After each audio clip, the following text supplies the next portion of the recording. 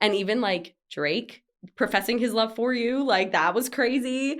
What have those experiences taught you about like the mainstream's perception of your music or metal music in general and like our place in that? Well, I think that it's taught me that actually the mainstream is far more open to metal than we may think. Mm-hmm.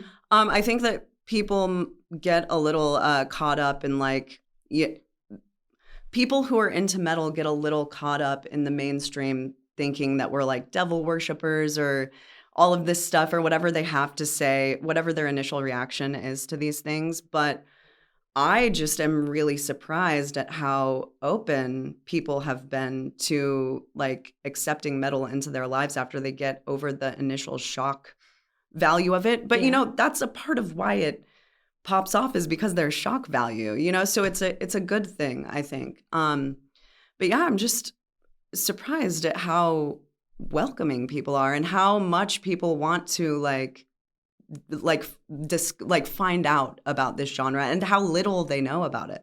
Yeah. Because so many people have never been exposed to heavy music in any way, shape, or form. Yeah. Like, I think that I think he might have said something about maybe like System of a Down or something on his stream, which to me is... That's pop. Yeah, that's pop. But you know, it's like, I just think they haven't been exposed to it. So they're open to it. People who have not heard metal are open to it. And that's the surprising thing, that they want to be involved. They just haven't, you know, if I didn't have like my friend's big brother or like people introduce me to shows, would I ever have known about metal? So I was in that place when I was like 10. You know, we've all been there.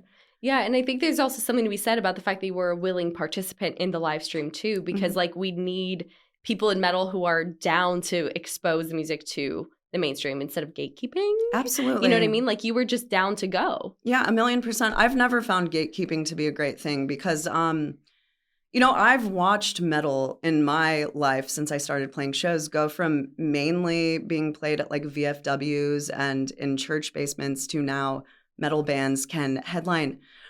I saw Slaughter to Prevail at Bridgestone Arena in Nashville. You know, it's like crazy. That wasn't a thing when I was a kid. So I've watched this kind of exposure do so much for metal and make it so that metal can make a sustainable living for metal musicians. And like, I've just never been down for gatekeeping because we all started somewhere. And I want this genre to thrive. I want to be able to do this for the rest of my life. And the only way that we can all do that is if there's some money coming in somehow in the genre. And I know that, you know, people don't want to like admit that sometimes or accept that because they want it to stay underground. But it's like it being exposed to the mainstream is what can keep the underground going and what keeps getting people interested and invested in the genre and keeps bringing like better musicians in and more innovative people. And it's like, I just want that to be something that happens forever. Yeah, and that's always been my argument too, is like if you want to see your favorite metal bands continue to be your favorite metal band, like they need fans. They need people coming to the shows, buying merch, like supporting monetarily. 1,000,000%. Do you know how many like amazing bands have had to call it quits because they were not making enough money to survive? Because people have to get real jobs and you know, you at a certain point you do have to accept that like you have to be able to provide for yourself in some way to be like a human who exists and has a house and or you know has somewhere to live and food and all of that stuff is helped by metal becoming more and more mainstream. Yeah, I mean gatekeeping is not the heroic act that people think it is at all. It's not. It's not.